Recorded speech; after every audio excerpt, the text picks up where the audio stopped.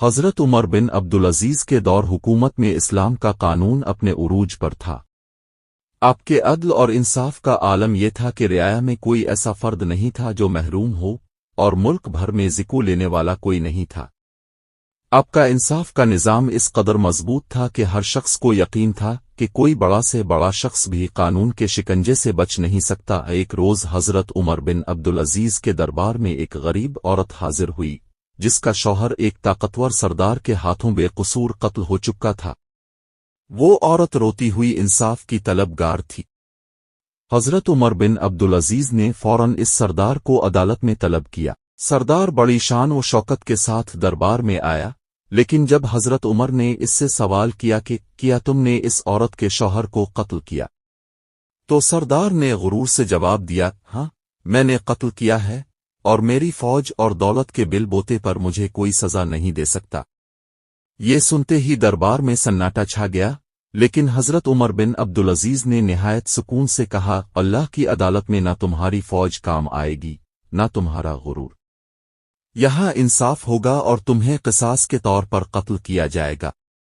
یہ الفاظ سنتے ہی سردار کے چہرے کا رنگ الفاڑ گیا۔ اس نے فوراً اپنی غلطی کا اعتراف کیا اور معافی مانگی، لیکن حضرت عمر بن عبدالعزیز نے فرمایا، اسلام میں معافی کا فیصلہ مقتول کے ورثہ کے ہاتھ میں ہوتا ہے، اور یہ عورت فیصلہ کرے گی کہ وہ تمہیں معاف کرتی ہے یا قصاص چاہتی ہے۔ بوڑھی عورت نے فیصلہ کیا کہ وہ قصاص چاہتی ہے، اور سردار کو عدالتی حکم کے مطابق قتل کیا گیا۔ یہ ایک غیر معمولی واقعہ تھا، کیونکہ اس وقت کسی کو یقین نہیں تھا کہ ایک طاقتور سردار کو بھی انصاف کے کٹہرے میں کھڑا کیا جا سکتا ہے۔ عدل و انصاف کی غیر متزلزل مثال عبدالعزیز نے ثابت کیا کہ اسلام میں عدل ہر شخص کے لیے یکساں ہے، چاہے وہ کتنا ہی طاقتور کیوں نہ ہو۔ طاقت اور غرور کا خاتمہ، دولت اور طاقت اللہ کے قانون کے سامنے بے بس ہیں۔ یہ عوامی خدمت کو عوام کی خدمت کے لیے وقف کر دیا، اور ان کی حکومت میں کوئی شخص زکو لینے والا نہیں تھا، کیونکہ سب خوشحال تھے۔ یہ واقعہ ایک ایسی داستان ہے جسے سن کر دل ایمان سے بھر جاتا ہے اور عقل حیران رہ جاتی ہے۔